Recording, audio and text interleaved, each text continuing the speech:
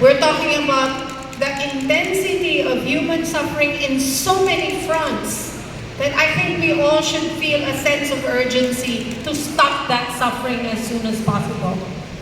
But we're also talking about suffering that we are anticipating that will intensify even more with so many crises that we are facing, including the climate crisis, which is wiping out populations in many communities and destroying economies just like that due to very dramatic climate-related disasters and extreme weather events, including what they call slow onset, but they're not really that slow, impacts.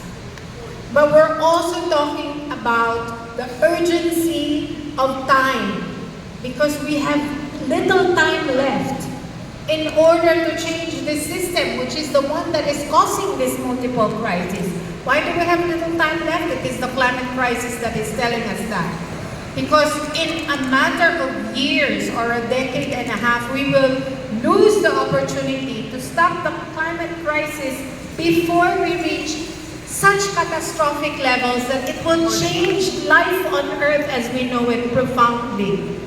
That is why, in the scale of human suffering, in urgency of time, the little time we have left, the narrow window of time that is quickly closing, that is why we need to do this fighting for alternatives, not just in individual specific alternatives, but an entire alternative to the system that we have today. Thank you, Lily. It's important to mention that we need to have economic systems, alternative economic systems that will ensure that we will be able to use our resources, our own resources, natural, financial resources, for our own people's needs, away from economic systems that, most of the economic systems in the global south, in our countries, are systems that cater to the world market, that open our doors to big multinational corporations, foreign investors, and our own elites to exploit the resources for their own profit. The needs of our people are last in the equation. So we need to build economic systems that put our needs first and that use our resources in a sustainable way to put our needs first. And we need, for that to happen, democratic governments. Because this is what we do not have in many countries in the South. We cannot expect to transform our economic systems fully without government leading the way. And so one of the first things we need to do is to confront these repressive governments and fight for democratic governance. And then we move on to the global, and we need to do this simultaneously. We need to stand for equitable relations across countries, not this global economic system where the global north and its elites and corporations dominate.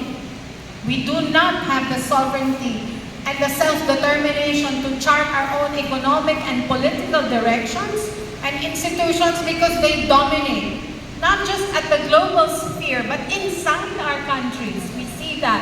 There's a lot of evidence for that. So we need to also fight at the global level for equitable relations economically and politically. And we need to do that in every arena.